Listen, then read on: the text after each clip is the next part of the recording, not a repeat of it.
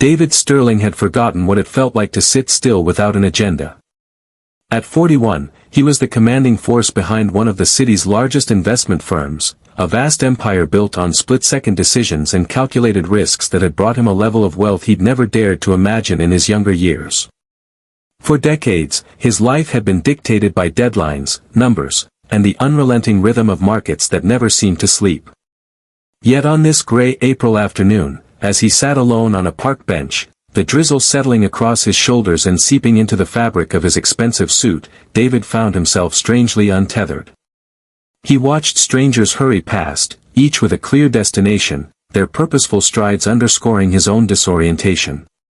The funeral had been 3 days ago, and with it had gone not only his father, the man who had built Sterling and Associates from the ground up, but also the last living keeper of David's childhood story.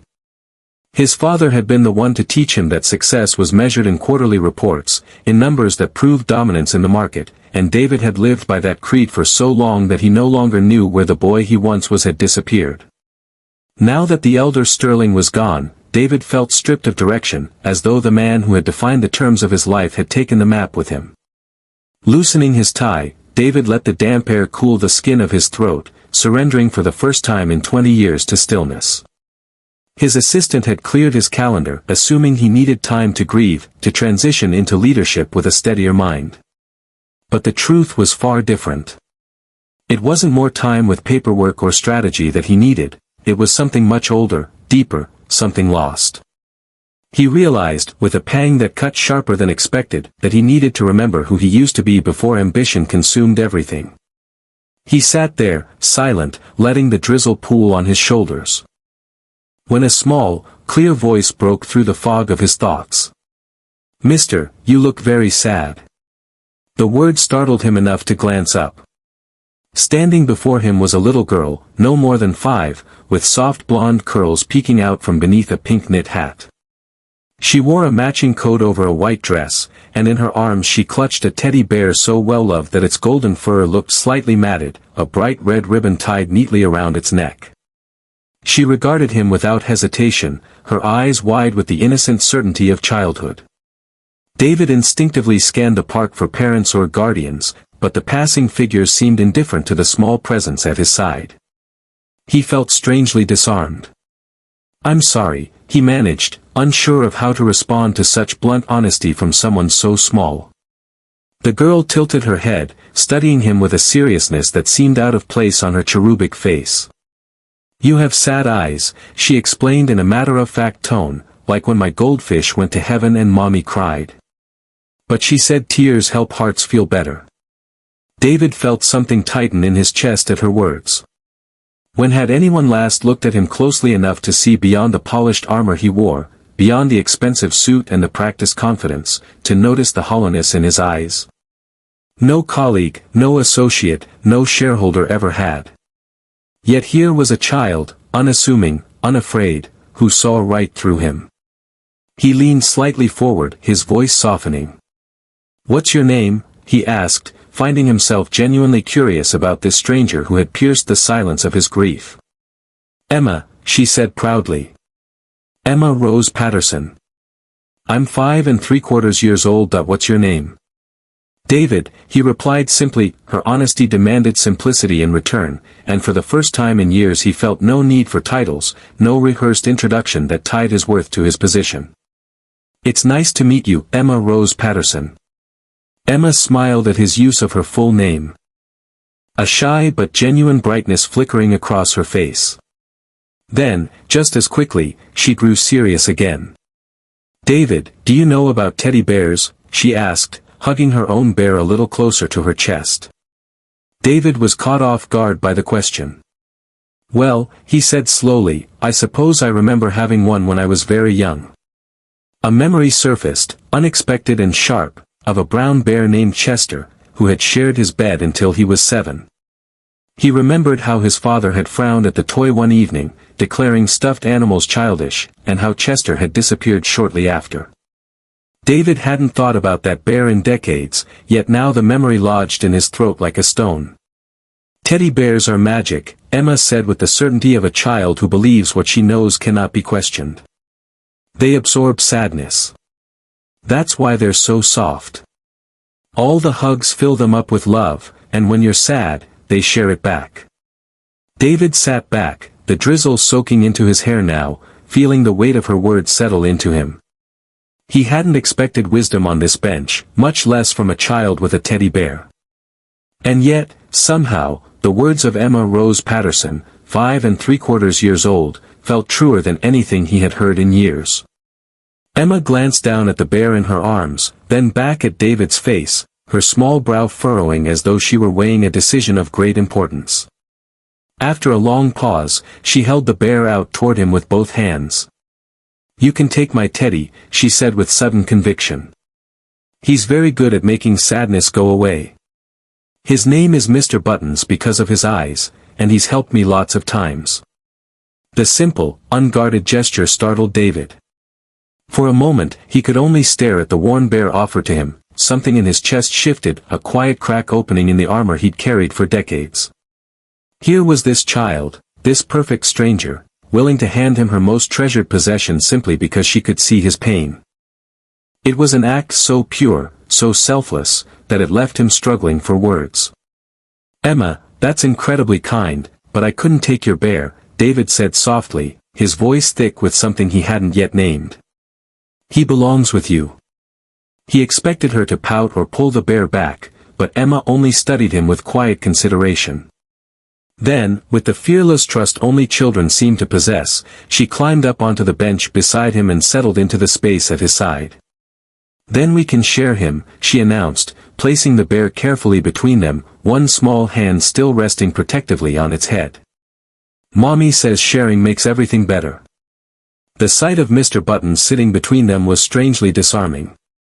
David looked at the child beside him, at her small fingers tracing circles on the bear's ear, when she tilted her face toward him again. "Tell me about your sadness," she said earnestly. "Sometimes talking helps, too." Her tone was matter-of-fact, yet gentle, carrying the kind of openness most adults had long since buried. David found himself staring into her clear, bright eyes, struck by the wisdom that radiated from her, not the kind learned through years, but the kind that comes from a heart still unafraid to feel the world fully. Before he quite realized what he was doing, words slipped past the wall he had built. "My father died this week," he said quietly, his voice breaking on the admission. He was the most important person in my life, even though we didn't always understand each other." Emma's expression grew solemn, her head tilting as she considered this. "That's very sad," she said softly. "Did you love him lots?" "I did," David admitted, and to his surprise, he felt tears gathering in his eyes, the first he'd allowed since the diagnosis 6 months ago.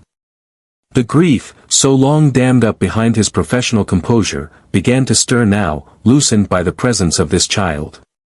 "But I'm not sure I ever told him that. We talked about business.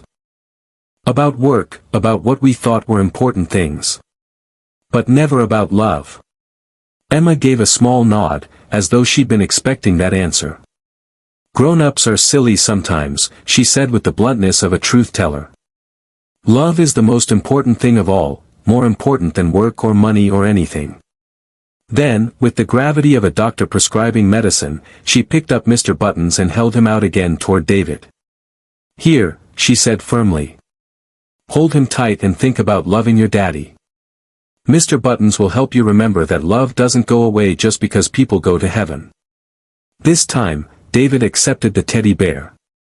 It felt foolish and profound all at once, this simple act of holding a child's toy. Yet as his fingers sank into the fabric, soft from years of hugs and warm from Emma's care, something inside him eased. The crushing weight in his chest lifted just enough to let him breathe a little more deeply. He looked down at the toy, then at the little girl beside him, and realized that she was right, holding it did make the sadness less unbearable. He turned to her, curiosity rising alongside concern. "Where are your parents, Emma?" he asked gently, suddenly realizing how unusual it was for a child this young to wander freely through a park. Emma lifted one small hand and pointed toward a woman sitting on a bench some 30 yards away. The woman, dark-haired and poised, was clearly keeping a watchful eye, though she pretended to give her daughter independence. Mommy's over there, Emma explained. She said I could practice talking to new people as long as I stay where she can see me. I picked you because you looked like you needed a friend. David followed her gesture and met the mother's gaze. The woman raised her hand in acknowledgement, a small, knowing smile on her face. He returned the wave, struck by the quiet understanding that passed between them. Then he looked back down at Emma Rose Patterson, 5 3/4 years old, who had somehow managed, in the span of minutes, to give him more comfort than anyone else had since his father's passing. Even from a distance, David could see Lisa Patterson's smile as she watched her daughter's impromptu therapy session unfold on the park bench. He was still holding Mr. Buttons, the soft weight of the bear oddly grounding him, when he looked down at Emma and said, "You know what, Emma?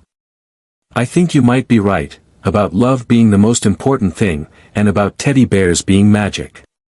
Emma's face lit up with pride, her whole being glowing with certainty. "I told you Mr. Buttons is the best at fixing sad hearts," she said with absolute conviction. They sat together for several more minutes, an unlikely pair, the powerful CEO and the 5-year-old sage, sharing a teddy bear and the kind of unguarded conversation David hadn't experienced in decades. Emma chattered happily about her favorite storybooks, her pet hamster, and her personal theory that ice cream should count as a vegetable since it came from cows who ate grass.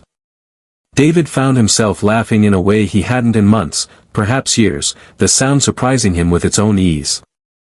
When Emma's mother finally approached, David felt an unexpected reluctance to let this magical interlude come to an end.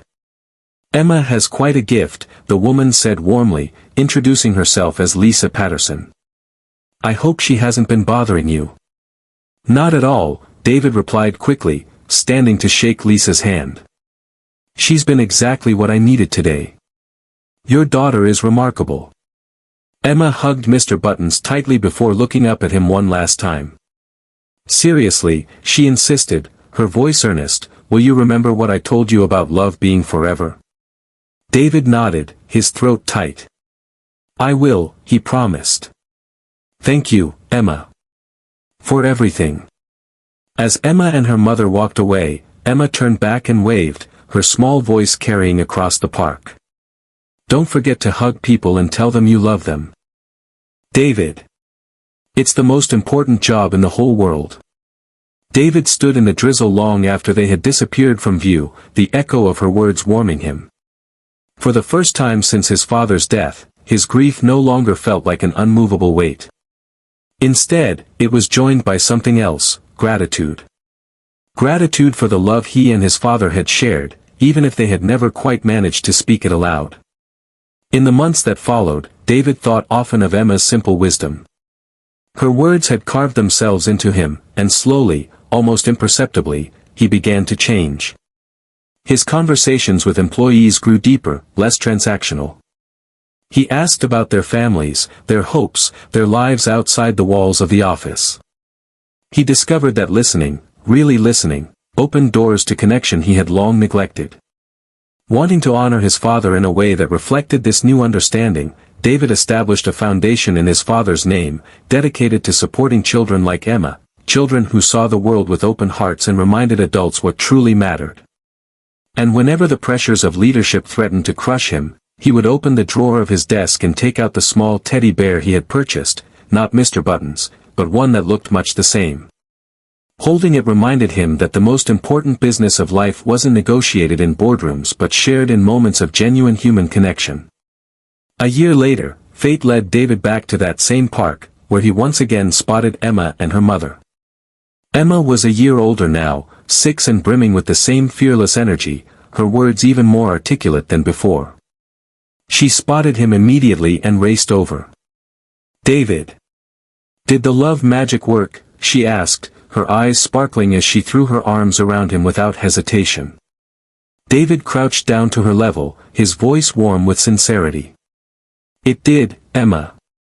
Your magic worked perfectly. That I remember now that love never really goes away. It just changes shape." Emma nodded with the satisfaction of someone who had always known the truth. "That's what I told you. Teddy bears are very smart about love.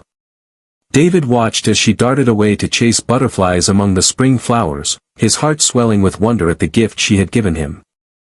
Here was the most powerful lesson of his life, not delivered in a boardroom or through a lifetime of financial triumphs, but through the open-hearted generosity of a child. Healing, he realized, doesn't always come through complex solutions or expensive remedies. Sometimes it arrives in the smallest of packages, wrapped in simple kindness, offered freely at the exact moment a soul needs it most. In a world so often consumed by ambition and distraction, children like Emma reminded him that love, freely given, unconditionally shared, was not only the purest form of wisdom, but also the most transformative force of all.